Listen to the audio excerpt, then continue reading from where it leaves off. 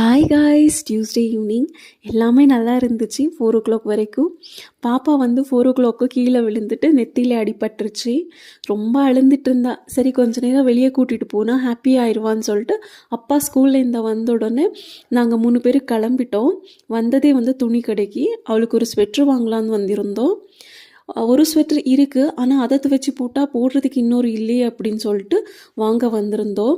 ஆனால் அதை அவள் போட்ட உடனே எடுக்கவே மாட்டேன்னு சொல்லிட்டா. சரி நீ போட்டுகிட்டே இருன்னு சொல்லிட்டு அவளுக்கு கொஞ்சம் நைட் ட்ரெஸ் எல்லாம் வாங்க வேண்டியது இருந்துச்சு. அதெல்லாம் வாங்கிட்டு நாங்கள் 3 பேர் வீட்டுக்கு கிளம்பிட்டு இருந்தோம். போகிற வழியில் என்னோடய ஃபேவரெட் மசாலா பூரி கடை வந்து திறந்துருந்துச்சு. எல்லாருக்குமே பார்சலே எடுத்துகிட்டு வீட்டுக்கு போயிடலாம் அப்படின்னு சொல்லிட்டு பார்சல் வாங்கிட்டு வீட்டுக்கு போயிட்டுருக்கோம்.